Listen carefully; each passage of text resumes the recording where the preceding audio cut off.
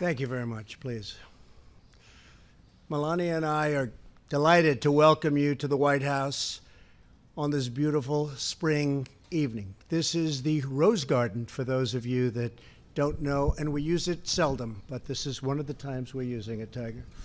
Today is my privilege to award our nation's highest civilian honor to one of the greatest athletes in the history of sports, Tiger Woods.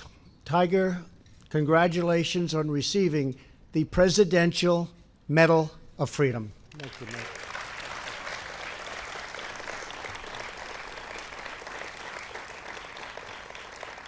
We're thankful to be joined on this occasion by our great Vice President. Mike, thank you very much. Members of my cabinet, some of our nation's governors, and many distinguished members of the House and the Senate, thank you all for being here. We're also pleased to have with us is Tiger's mother, Kaltita, his daughter Sam, and his son Charlie, his girlfriend Erica, and his caddy, Joe LaCava. Where's Joe LaCava? Stand up, Joe. It's a good job. Good job. Wow. Good job, Joe. For over 5 decades, the Presidential Medal of Freedom has been given to individuals who have made outstanding contributions to American life, history, and culture. This evening, we are in the presence of a true legend, an extraordinary athlete who has transformed golf and achieved new levels of dominance. He's also a great person. He's a great guy. Tiger introduced countless new people to the sport of golf from every background and from every walk of life. He inspired millions of young Americans with his thrilling wire-to-wire victories. Tiger Woods is a global symbol of American excellence, devotion, and drive. At just 6 months old, Tiger watched from his high chair as his dad, very special guy also, Earl, I got to know him, a veteran of the Vietnam War and Army Special Forces, and he was tough, Tiger, wasn't he? Huh? But good. Not as tough as her. I think she might be tougher. She might be tougher. Practiced in the garage of his family home. At 18 months, Tiger was on the driving range, and he was looking good. People were saying, wow. Starting at age 15, he won 3 successive U.S. junior amateur titles, and at 18, he became the youngest ever winner of the U.S. Amateur Tournament. At 20, he capped off his amateur career with an unrivaled 3rd consecutive title. So that would be 6 in a row, and I say that's a record that can never be broken. That's an incredible stroke play, match play, everything. That will never be broken. And in 1996, he burst onto the professional stage as Rookie of the Year.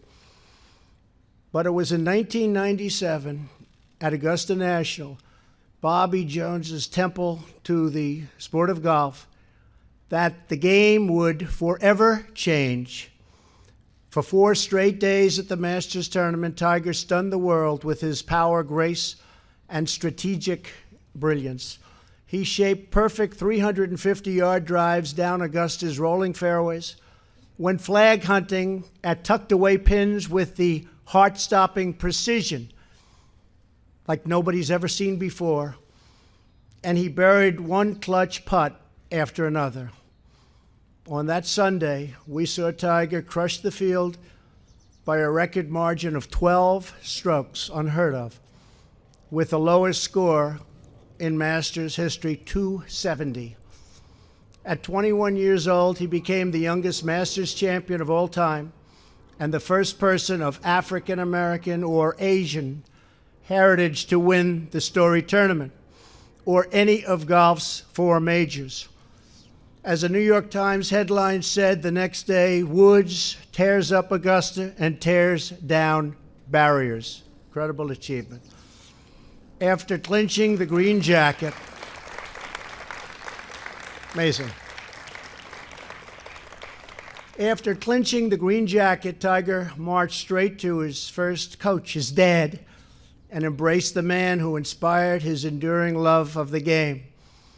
Then Tiger turned to hug his mom, the steady presence throughout his life. That's true. I've seen that. I've watched that. And the person who told him that red is his power color. Wow, that was a good move. That was right.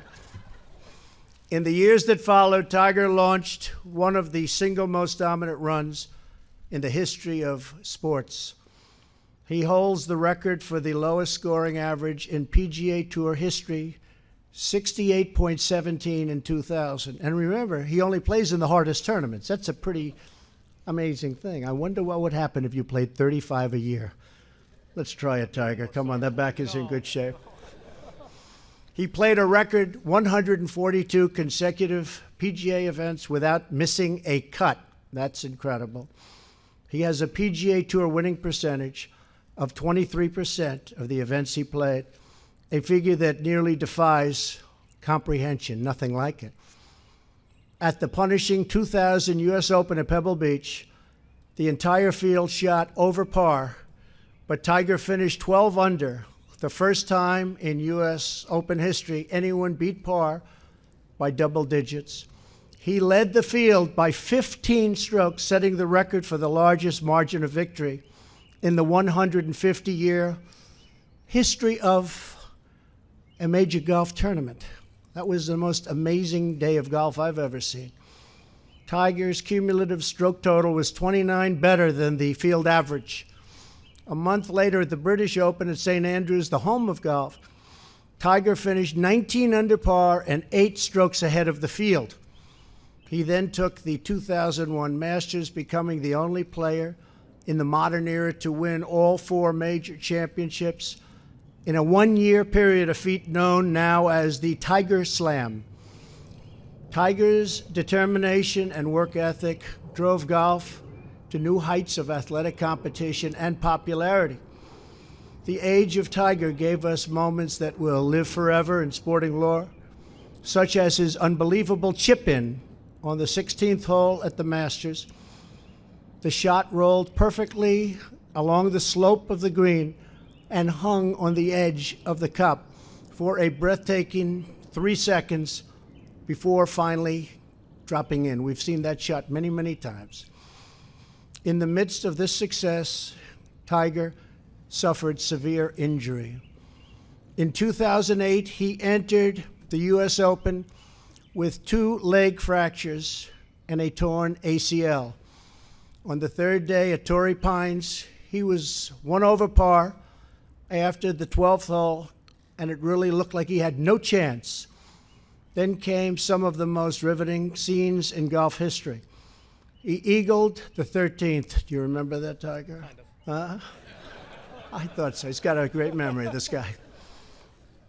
And he remembers the good stuff, which is really important, not the bad. We don't want to remember. We just, what you did there was amazing, because he chipped in for birdie on the 17th and then eagled the 18th hole. All very vivid memories for all of us. In the final round on the 72nd hole, his ball was buried in very thick rough, 101 yards from the pin, and he had to get it up and down to keep his U.S. Open hopes alive. After hitting a 60-degree wedge to within 15 feet, Tiger willed the putt in to force a playoff. That was a great playoff with Rocco. He fought through the pain and won the dramatic 19-hole playoff on Monday. Unfortunately, 2 days later, Tiger announced that he would be unable to compete the rest of the season due to his injuries. In the years that followed, Tiger endured knee surgery and 4 excruciating back surgeries. I know that you remember too. That's not good, but it ended up good, including a spinal fusion in 2017.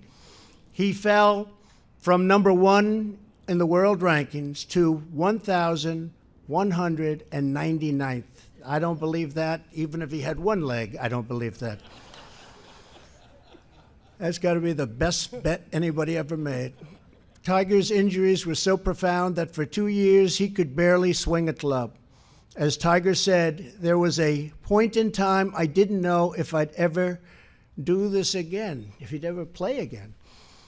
But Tiger fought through the terrible pain, and he fought all the way back to the summit of golf. Last year, we saw a sign of what was to come when he won the Tour Championship. People forget that, but he won the Tour Championship last year. Then just weeks ago, the world turned in to the 2019 Masters, and that was something special. What happened next was one of the most incredible comebacks that golf or any sport has ever seen. On Saturday, Tiger shot 6 birdies for a score of 67, sending him into the final round tied for second place and just 2 strokes behind the leader. And they were looking, they were watching, they were saying, oh no, here we go again. In gusting winds on Sunday, still behind by 2 strokes on the 12th, Tiger called upon his wisdom and experience to play for par, while other players shot, and unfortunately, they found the water. There was a lot of water they found. He birdied the par 5 on the 15th to take the lead for the first time in the 2019 Masters. Then on the 16th, he shaped a perfect draw, and the patrons roared like they can only do, frankly, at Augusta, as the ball rolled to within feet of the hole. Tiger was back on top and won his first major in 11 years, and that was some major, with record-setting television. I don't know if you know about that, Tiger. Record-setting ratings. Just as he did after sinking his final putt on the 18th hole, all the way back in 1997, he went straight to his loved ones and embraced his kids, who were too young to remember the last time he won a major. As of today, Tiger has 81 PGA Tour victories, one behind the all-time record. Going to catch that soon. He's won the second most major championships. He holds the record for most weeks at number 1 in the world, more than twice as long as anyone else. That's an amazing number. In addition to his incredible playing career, Tiger is a successful entrepreneur, to put it mildly, and devoted philanthropist. That's how I originally met Tiger. His TGR Foundation supports junior golf programs around the country. His learning lab has helped over 165,000 students pursue their dreams in STEM fields. Tiger, we are inspired by everything you've become and attained. The job you've done is incredible. Your spectacular achievements on the golf course, your triumph over physical adversity, and your relentless will to win, win, win. These qualities embody the American spirit of pushing boundaries, defying limits, and always striving for greatness. That's what he does. Congratulations again on your amazing comeback and your amazing life, and for giving sports fans everywhere a lifetime of memories. We can't wait to see what's next, Tiger. It's going to be good. We know that. It's going to be good because there are no winners like you. And now I'd like to ask the military aide to come forward and read the citation for Eldrick Tiger Woods Presidential Medal of Freedom. Thank you.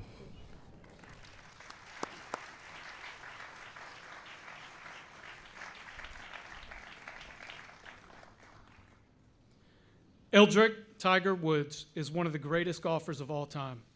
He is second all-time in both professional victories with 81 and major championships with 15, including 5 Masters, 3 U.S. Opens, 3 Open Championships, and 4 PGA Championships. With a record-setting performance in 1997, he became the youngest person and first African-American to win the Masters. And in 2019, he became the tournament's second oldest champion. Off the course, Tiger established the TGR Foundation, which has empowered students to classroom and career success for more than 20 years. The United States is now proud to honor Tiger Woods, whose tenacity, willpower, and unyielding drive inspire us all.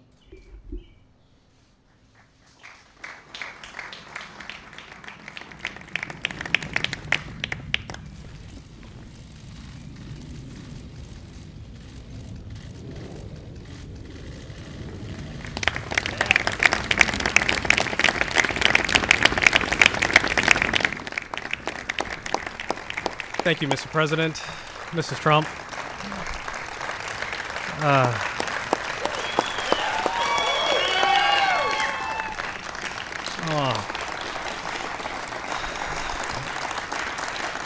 Thank you, guys. Thank you.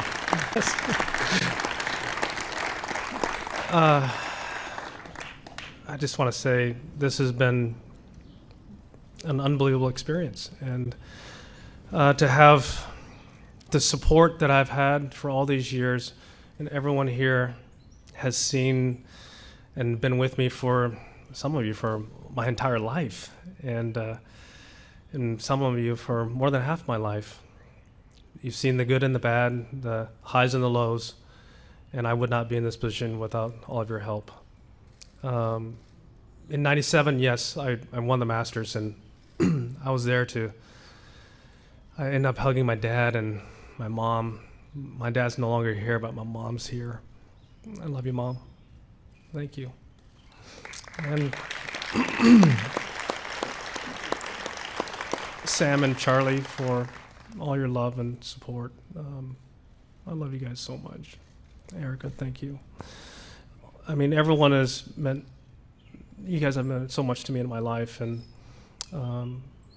I've battled. I've tried to hang in there, and I've tried to come back and play the great game of golf again. I've been lucky enough to have had the opportunity to do it again, and I found a game that has allowed me to do this.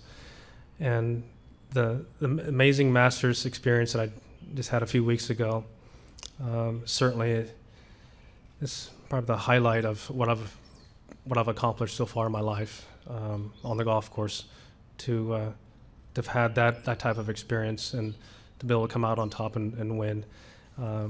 Joey, thank you. All the great reads too. I just want to say thank you again. This is an honor. I know that I'm the fourth golfer to have received this award. The late Arnold Palmer, the great Jack Nicklaus, and Charlie Sifford, I always called him Grandpa because he was like the grandpa I never had. And I ended up becoming so close with him that I ended up naming my son Charlie after him. So to have been chosen as the next golfer after Charlie is truly remarkable. So thank you again, and thank you, Mr. President.